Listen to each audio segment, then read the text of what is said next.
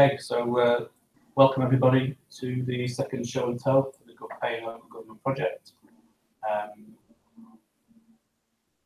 Thank you for everyone who was able to attend.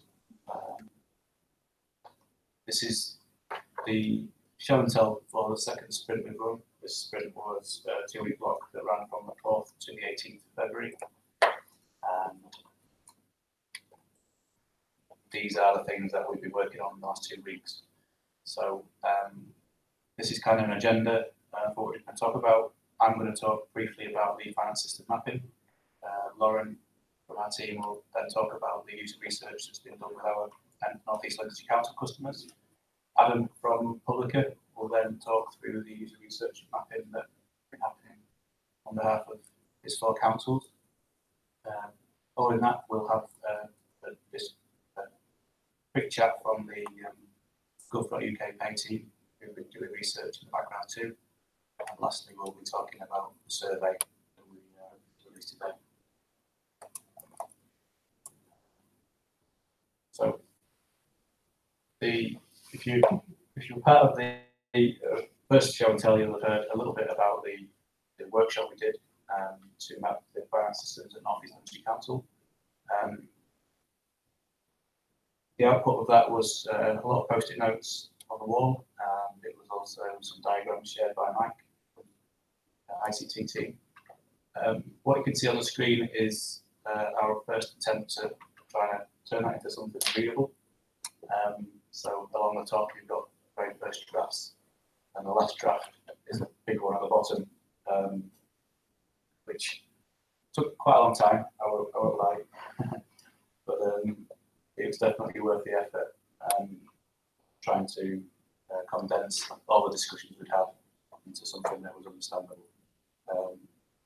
So before producing a software version of this, an online version as it were, we discussed with Mike whether it was accurate and whether it represented things properly. So the next thing that we produced was the high-level finance system map, which shows various different types of income we have. Probably not exhaustive as a list, but the main ones definitely.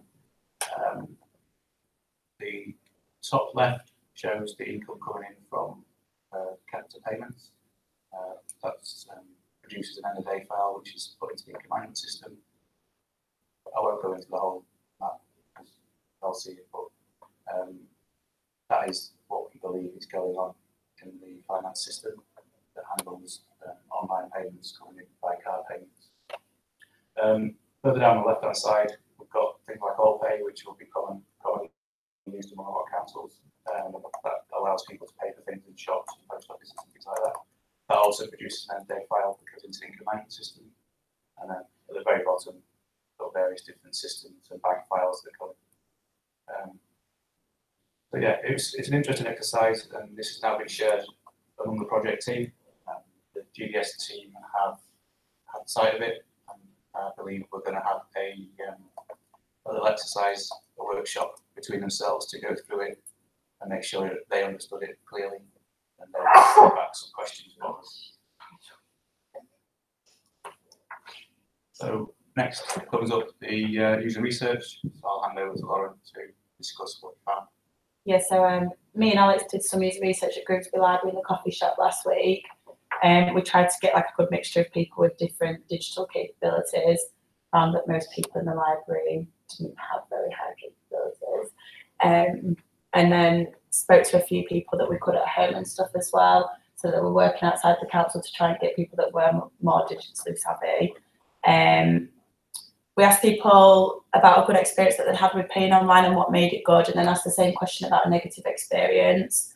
And these are a few of the quotes that we found about people trusting. So people found that they would only pay on a web page that they did trust, which was usually whether it was represented by a recognisable logo, whether they knew people that had used it before, where they didn't have to enter unnecessary information and personal details. A lot of people spoke about a one-click buy, so like on ASOS, you could just use your thumbprint to pay for something. But we found that people that were less digitally savvy would only pay if it was I don't know, like a big government service or something, wouldn't there, where there was a logo represented. Yes, these are a couple of the findings from what we did. We also show people like 4 screenshots of different payment providers for councils and asked people whether they had any preference, what they liked or disliked about any of them. So from that, what we found out is that out of the 13 people, there was 4 people that would never really pay online. 8 out of the 9 that would pay online liked the Gov.uk one because it looked professional, it looked trustworthy, it had the Gov.uk logo on it. 3 out of the 9 liked the NELC one, which is probably because we were asking people in North East Lincolnshire. So people recognise that one as well. And then we had the odd 1 or 2 people that liked the Forest of Dean and North Lincolnshire payment web pages as well. So from that first recent research session that Lottie and I did, and then the one that me and Alex did last week, we pulled together like a list of what makes a good e-payment system. The main things that came out of it was that it's clear, straightforward, it's obvious what you need to do next. It looks professional, it's got a clean layout, clearly tells people how much they're paying. So on the Gov.uk one, there was a big box on the right-hand side that said how much you need to pay and what you were paying for, which was really important to people. People wanted to enter as little personal details as possible and wanted to be able to save that so that they didn't have to go through the process of doing it again next time. As long as that was on a secure website that they'd heard of. People felt that it was secure if it was verified by Google, if it was recognised, and again, to do with the branding of the web page. And a lot of people spoke about whether it had a familiar design and feel to it. So if it looked like web pages for buying clothes and things or eBay or whatever as well, then they felt like it was secure and that they weren't going to have a negative experience with it. And as well, people said that that meant that if somebody less digitally savvy was using it, then they would be more likely to feel secure entering the details. Okay, thank you, Lauren. Next up is Adam. Adam can unmute your microphone and just give us some cues when you need these. Yeah, sure. Just remember to turn my mic off, so that was probably a good place to start. So we probably did something quite similar to Lauren and Alex. We looked at what the existing user journey is like for online payments, but I've not included any of those screenshots in this presentation. We looked at the volumetric data that we have on the online payments and the amount of use that we have from that. We then looked at 3 different types of user research with some various cohorts of people. We did attitudinal, some A/B prototype testing, and then some usability testing. So we did some recruitment from our face-to-face contact centers, and then we summarized that again, much like what Lauren's already done with regards to what makes a good online payment system, looking at what the user needs are for such a payment system. Do you want to skip slide? So our systems used mainly, we've got sort of 4 channels there for how our online payment system is utilized. The first 2 in orange and less orange is the online payments where it's a direct payment link. And then the e-forms where it's using the online payment through an existing e-form. The next 2 are the telephone payments, which uses the same Civica Pay system for the online payments by volume. And then lastly, where it says staff payments, this is where the payment is being pushed through our online payment center by a member of staff on a call. So they've taken a call and a customer wants to pay, so it's using the same technology. Next slide. Thank you. So as I said, we did 3 things. We looked at attitudinal feedback. So we just wanted to get an impression of what they thought of a particular screen as a single activity, as opposed to a side-by-side activity. We did some usability testing. Now this had to be done with staff in a test environment because we were inputting actual data into the payment system. And what we wanted to do here was have a walk through the actual the payment process as is, and see if there's any problems that are encountered or confusion that arises from the flow of the transaction. And then lastly, we did actual sort of A/B prototype testing where we did a side-by-side comparison of the 2 platforms. So the system that we use at Cotswold and West Oxfordshire, against the gov.uk, which you can see the screen grabs there on the right hand side of what we were presenting to customers for the A/B prototype testing. Next slide. Thank you. So on the attitudinal, this is where they looked at the screen separate, so they weren't presented the two options. We got some reasonably negative to mixed, is probably at best of how they felt about the current system that we use. They said that the screen layouts didn't look like they fitted together. It was, I like this one, it was simplistic, but not in a good way. What was interesting, although the council logo is on there, there was a few people who commented about the quality of the logo that was included, and probably one of the biggest pieces of feedback was around the clarity of the payment amount that was being paid.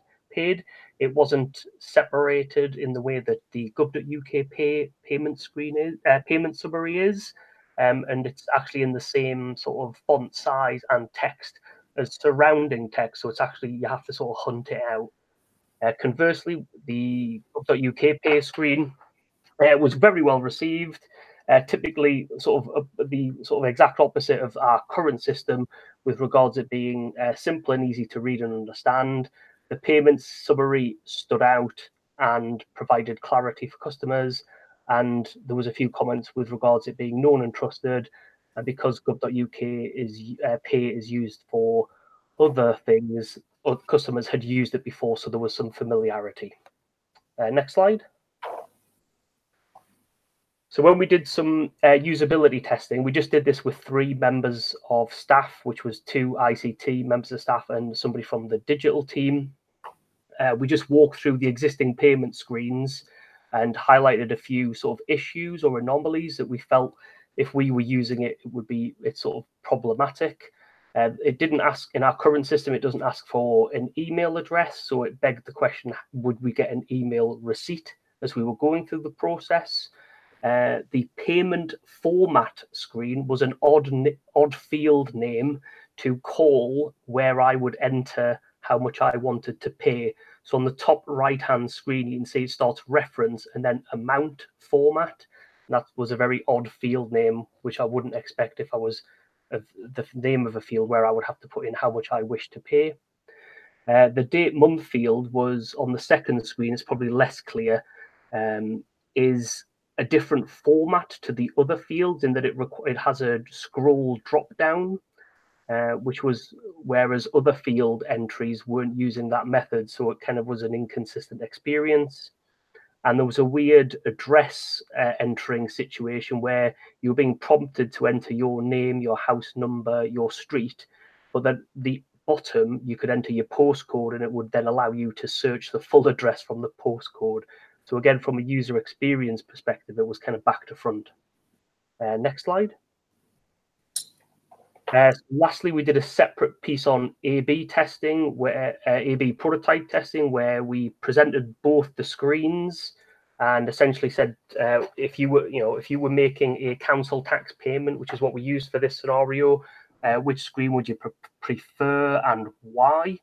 We actually made some edits to the gov.uk pay screen based on the attitudinal feedback, because a lot of the attitudinal feedback was suggesting that there was no link to that screen being Cotswold District Council in this case.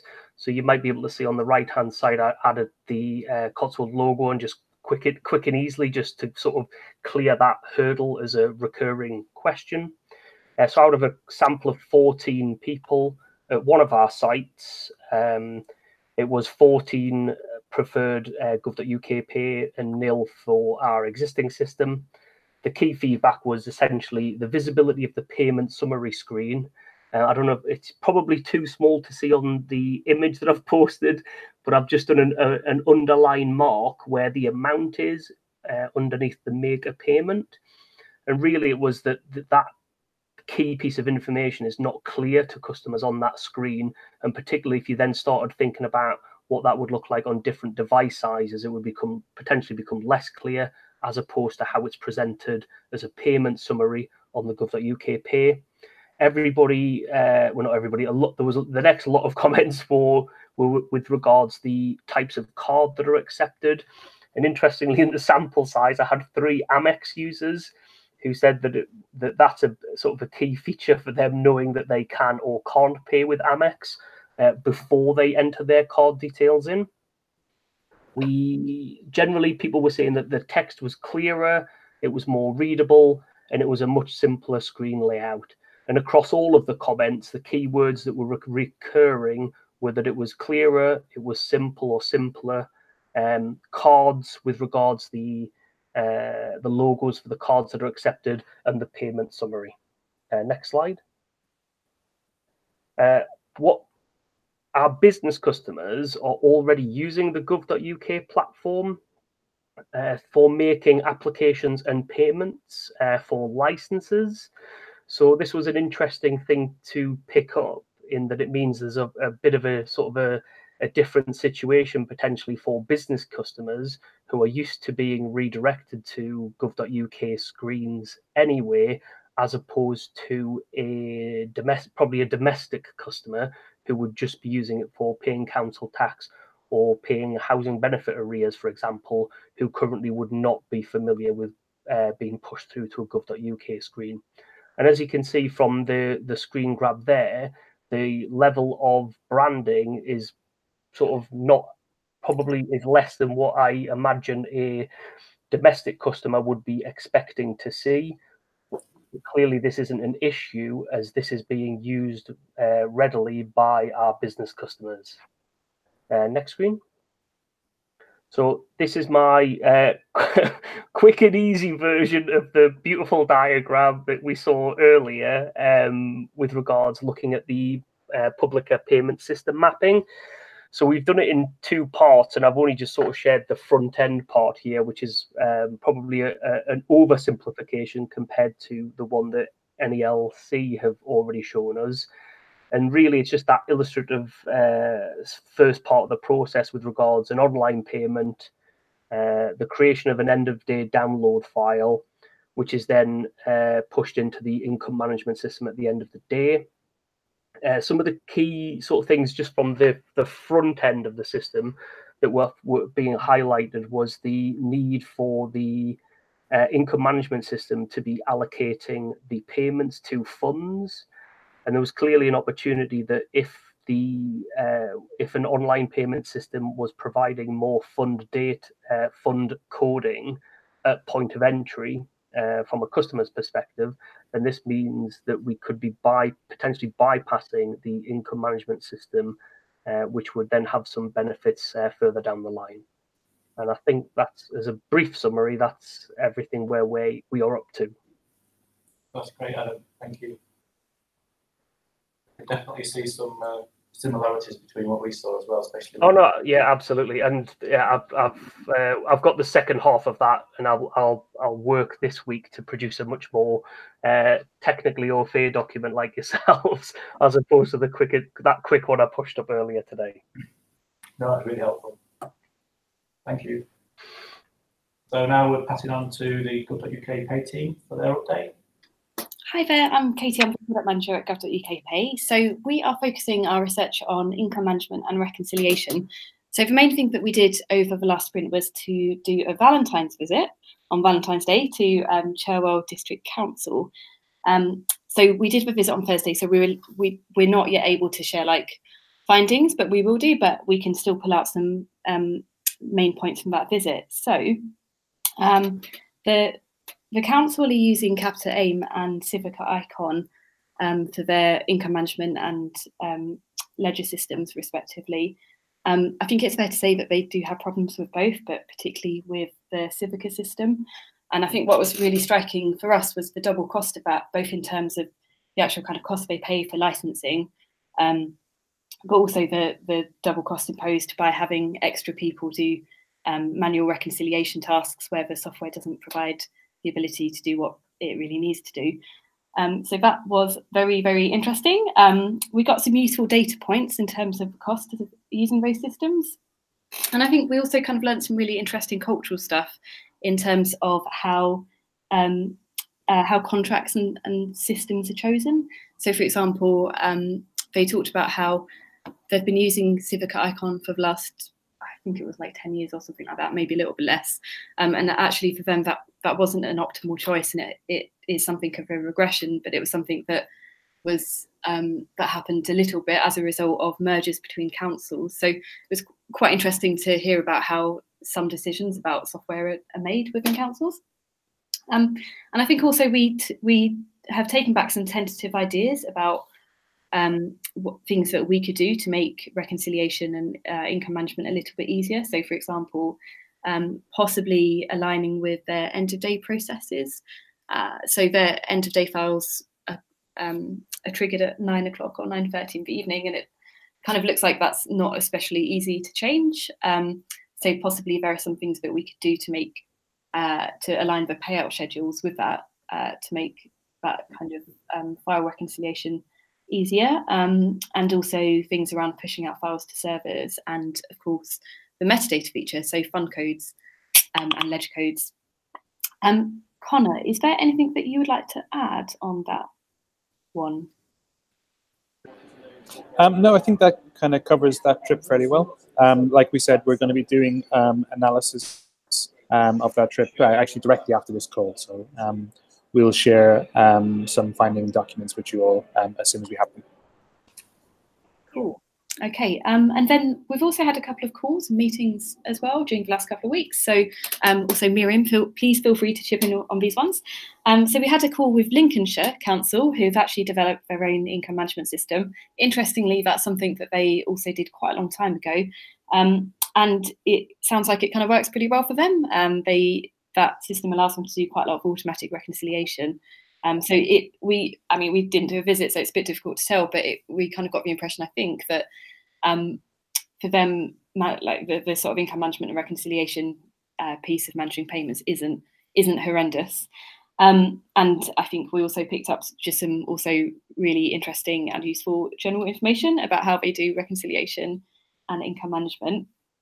And we also had a call with Leeds City Council. So unfortunately, Leeds have decided not to use gov.uk Pay, which is a shame, but also provides us with some really, really useful feedback about why that is. So a lot of that was around transaction costs, but also the fact that at the moment Pay isn't a multi-payment channel. So compared to other platforms like Civica, which offer telephone payments and online payments and so on and so forth, Pay doesn't do that at the moment. And because of that, that imposes more costs in terms of doing additional integrations. And they also made some really interesting comments about how it might be easier for local authorities to start using Pay if Pay was integrated with other third-party suppliers, whether that's Jiadu or whatever. And that kind of leads me on to the last conversation that we had in the last 2 weeks, which was actually with a small supplier called Goss, who I think do quite a lot of work with local authorities. Very interesting in terms of what we do or don't do with SMEs, and also gave us some really interesting pointers about certain bits of functionality which have been knocking around. So, for example, some genuine use cases for shopping basket functionality, for example. I've said quite a lot. I'm going to pause there. Con and Miriam, is there more that you'd like to add? No, that covers it. Thank you very much, Katie.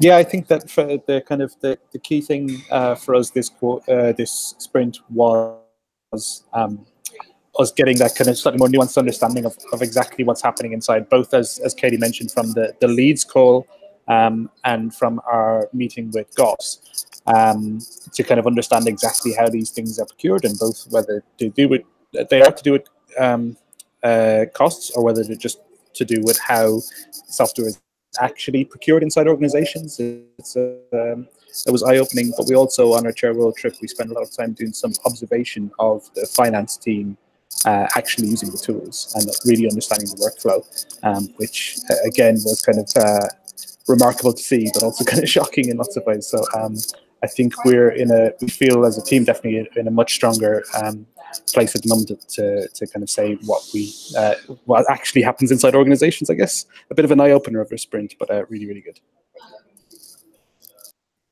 Okay, thank you very much. So the last thing that's been done in this current sprint is the survey.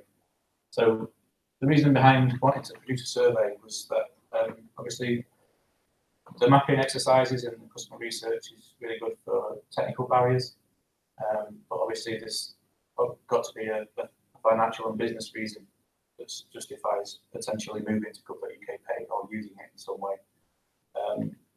So between the team, we sort of came to the conclusion that we needed to produce a survey that could be shared across as many councils as possible to gather lots and lots of data about transaction costs and development time spent, things like that.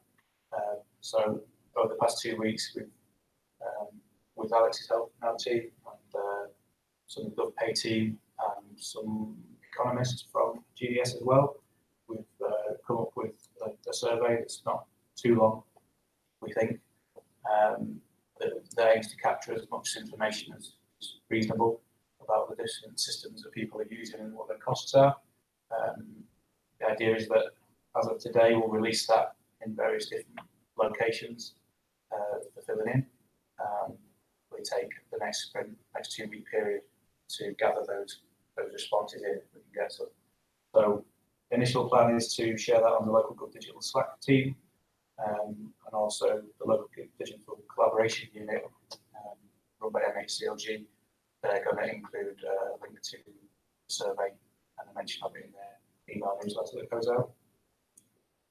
We're open to other opportunities to also find out where we can get people filling in this survey, because obviously the more information we can get, the more accurate and useful our project's going to be. So one of the outputs of the project will be a business case.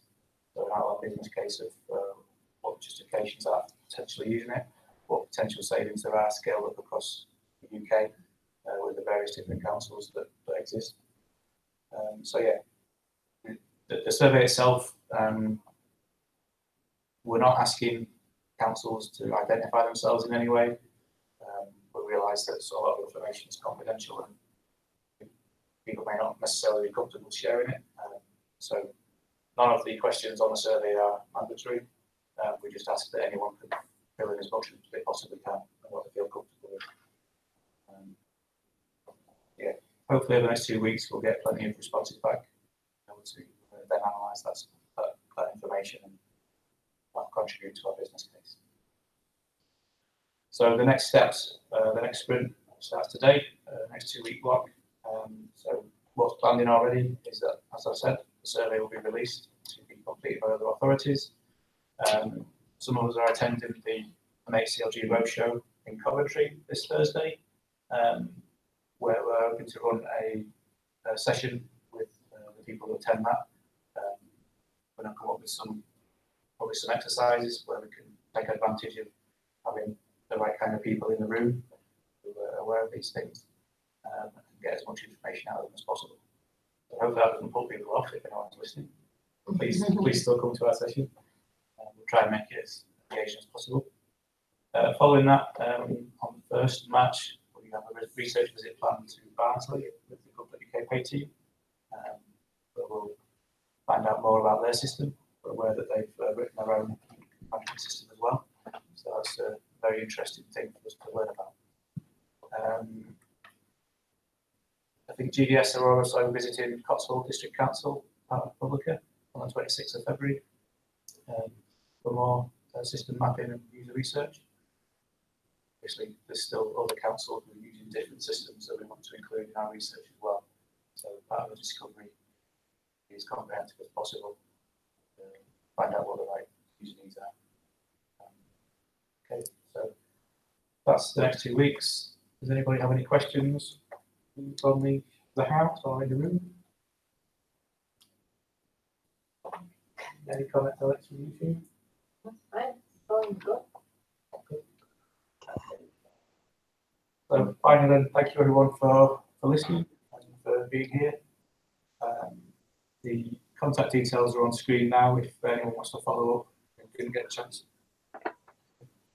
Maybe we haven't got anything on the end of the email address. Yeah. Oh, that's not you. So we don't know how to write our own email address, but we'll sort that out. in some way.